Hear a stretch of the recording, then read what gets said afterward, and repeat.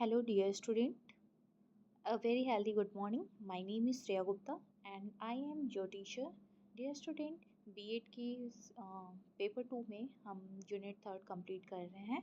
इसके बाद आपको यूनिट 4 पढ़ना होगा जो कि क्वालिटी एजुकेशन की बात करता है। क्वालिटी एजुकेशन की बात हमारा जो न्यू एजुकेशन पॉलिसी 2020 आया है 2020 आया है वो भी क्वालिटी एजुकेशन की बात करता है।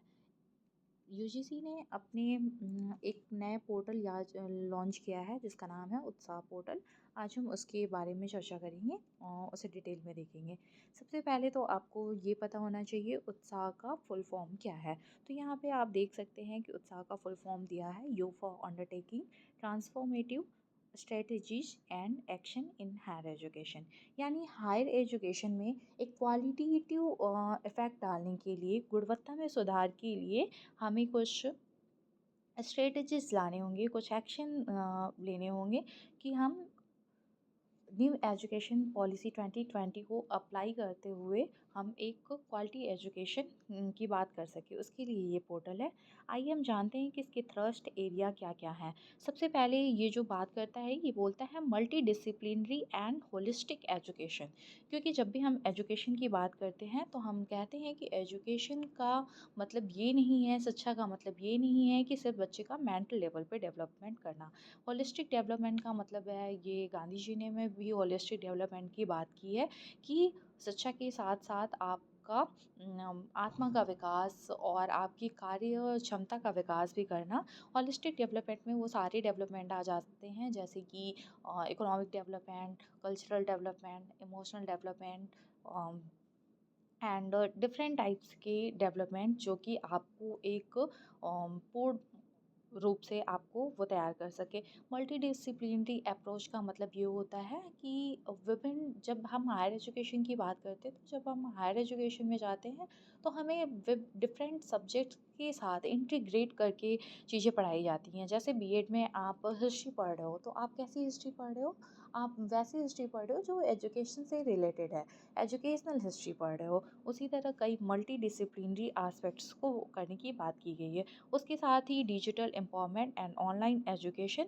यानी कि जैसे अभी मैं आपके लिए ये वीडियो रिकॉर्ड कर रही हूँ, ये एक ऑनलाइन जरिया है जिसके माध्यम से मैं ये वीडियो आप तक पहुँचा रही हूँ। नेक्स्ट है कि स्किल डेवलपमेंट एंड एम्प्लॉयबिलिटी, कि आप शिक्षा के साथ साथ अपने अंदर कुछ ऐसे स्किल्स डेवलपमेंट करें, अपने प्रोफेशन से रिलेटेड कुछ स्किल्स डेवलपमेंट करें। और एम्प्लॉयबिलिटी, जिससे कि आपको शिक्षा प्राप्त करने के बाद आपको सिर्फ नौकरी पे ही डिपेंड ना बनना पड़े बल्कि आपके पास एक स्किल भी हो जिसके तहत आप अपनी जीविका कमा सके। रिसर्च, इनोवेशन एंड इंटर्नशिप के लिए, जैसे कि आप बीएड में देखेंगे कि आपको इंटर्नशिप के लिए भेजा जाता है। उसके साथ साथ आपको रिसर्च इनोवेशन यानी नए नए फील्ड में, जैसे आप का हम डाउट सेशन लेते हैं उसमें आप नए नए क्वेश्चंस पूछते हो, तो ये जो इनोवेशन है आप इस पे रिसर्च कर सकते हो। जो भी आपके मन में जो चीज़ें आ रही हैं या आपको लग रहा है ये फील्ड अभी अछूता रह गया, इस पर रिसर्च नहीं हुआ, तो आप उस पर रिसर्च कर सकते हो।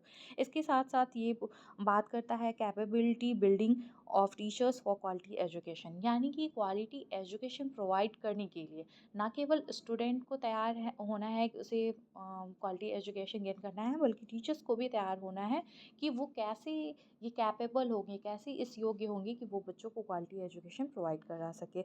इसके साथ है गवर्नेंस एंड ऑटोनॉमी। कभी कभी क्या होता है कि प्राइवेट सेक्टर कोई भी स्टेप्स लेना चाहते हैं लेकिन वो ऑटोनॉमस नहीं होते हैं, इसलिए वो स्टेप्स नहीं ले पाते, इसलिए ऑटोनॉमी की भी बात की जा रही है इसमें। क्वालिटी रैंकिंग एंड एकॉर्डिटेशन, यानी कि जो भी क्वालिटी एजुकेशन प्रोवाइड कर रहा है वैसे सभी यूनिवर्सिटीज़ या कॉलेजेस को हम क्या करेंगे, एक रैंक देंगे जिससे कि उन संस्थाओं को भी एक मोटिवेशन प्राप्त होगा।